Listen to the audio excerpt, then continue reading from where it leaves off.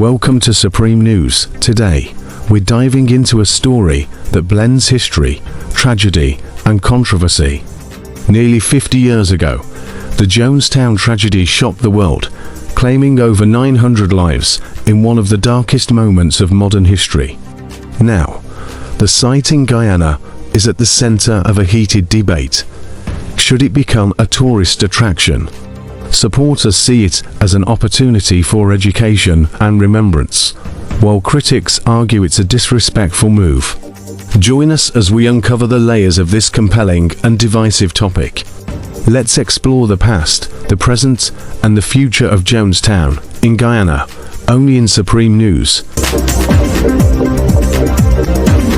Guyana is confronting a painful chapter of its past nearly 50 years after the tragic events of Jonestown, where American preacher Jim Jones and over 900 of his followers perished in what became the largest mass suicide murder in modern history.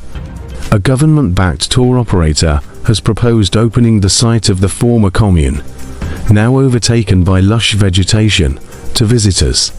The idea has sparked controversy, with critics arguing it disrespects the victims and dredges up a dark period in the country's history. Jordan Vilches, who lived in the People's Temple commune as a teenager, shared her conflicted thoughts in a phone interview with the Associated Press. Vilches, 67, was in Guyana's capital on the day Jones commanded his followers to drink poison-laced grape-flavored drink, beginning with children. Among the victims were her two sisters and two nephews. "I just missed dying by one day," she recalled. While Vilches believes Guyana has the right to benefit economically from the site, she also emphasized the importance of treating the tragedy with dignity.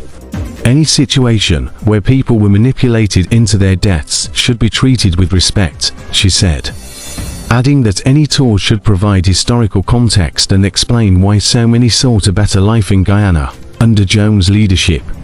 The proposed tour aims to transport visitors to the remote village of Port Kaituma, located deep within the northern jungles of Guyana.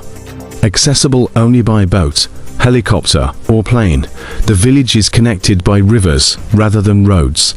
From Port Kaituma, visitors would travel another 6 miles along a rugged and overgrown dirt trail to reach the site of the former Jonestown commune and agricultural settlement. The idea has sparked debate, with Neville Bisemba, a law professor at the University of Guyana, strongly criticizing the plan.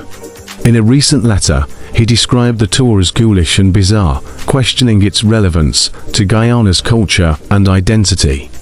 What part of Guyana's nature and culture is represented in a place where mass suicide, atrocities, and human rights violations were inflicted on a submissive group of American citizens, an event entirely disconnected from Guyana and its people? He wrote, despite the criticism, the proposal has received significant backing from Guyana's Tourism Authority and the Tourism and Hospitality Association. Tourism Minister Wanij Walron told the Associated Press that the government supports the initiative, but recognizes some level of pushback from parts of society. The government has already assisted in clearing the area to enhance its appeal as a tourist destination. Although final approval from the cabinet may be required, it certainly has my support, Walron said. It is possible. After all, we have seen examples like Rwanda, which has turned an awful tragedy into a historical learning opportunity. Rose Sucharan, director of Wanderlust Adventures, the private tour operator behind the proposal, welcomed the government's endorsement. "We think it is about time," Sucharan said. Dark tourism exists worldwide, with examples like Auschwitz and the Holocaust Museum. There's no reason why Guyana can't do the same. The Jonestown tragedy, which resulted in the mass deaths of over 900 people in November 1978, overshadowed Guyana's international image for decades. However, the discovery of vast offshore oil and gas reserves nearly a decade ago has transformed the nation into one of the world's largest offshore oil producers. Today, new infrastructure projects, including roads, schools, and hotels, are reshaping the capital, Georgetown, and beyond, as Guyana seeks to attract a growing wave of tourists. Astor Paul, co-pilot of the twin-engine plane that transported U.S. Representative Lee O.J. Ryan and a U.S. news crew to a village near Jonestown just a day before the mass tragedy on November 18, 1978, believes the former commune holds significant potential as a heritage site. Paul, who witnessed the fatal shooting of Ryan and 4 others by gunmen as they attempted to leave on that fateful day, argues that Jonestown should be developed for historical tourism.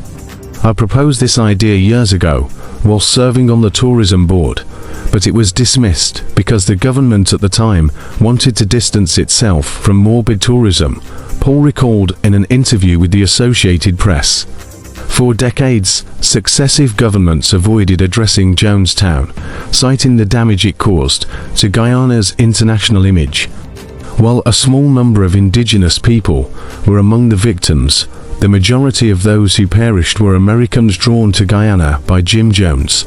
Many endured harsh conditions, including forced labor, imprisonment, beatings, and even rehearsals for mass suicide.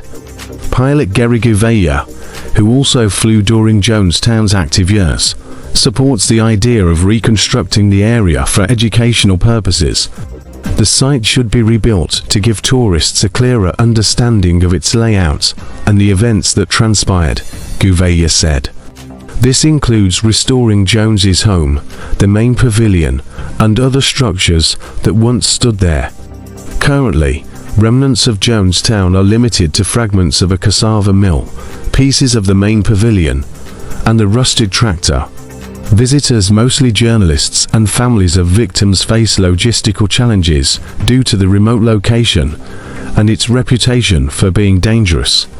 Fielding McGehee, co-director of the Jonestown Institute, expressed skepticism about the feasibility of such a project, pointing to the financial and logistical hurdles involved. It's still a very rough area, McGehee said. The costs required to make it a viable tourist destination would be enormous. He also cautioned against relying on stories from supposed witnesses, noting the inaccuracies that can emerge over time. It's like a game of telephone, he remarked, emphasizing the importance of historical accuracy through understanding Jonestown's tragic past. McGehee acknowledged the growing popularity of dark tourism, suggesting that some visitors may be drawn to Jonestown simply because of its grim history. People are fascinated by tragedy, he said, adding that such interest often stems from a morbid curiosity rather than a genuine desire to learn. However, for survivors like Jordan Vilches, the significance of Jonestown goes beyond its historical context. Vilches returned to the site in 2018 for the first time since losing her sisters and nephews in the tragedy. She brought with her snippets of her parents' hair, which she buried in Jonestown as an offering to honor the memory of those who died. It felt like a meaningful gesture, she said, reflecting on the deeply personal connection she maintains with the land where so many lives were lost. Thanks for joining us as we explored the controversial plans for Jonestown. What do you think? Should such a site be opened for visitors, or should it remain untouched out of respect for those who perished? Let us know your thoughts in the comments below. If you enjoyed this video and want more content like this, don't forget to like, subscribe, and hit the bell icon so you never miss a story. Until next time, stay curious and let's keep learning from the past to shape a better future. Bye.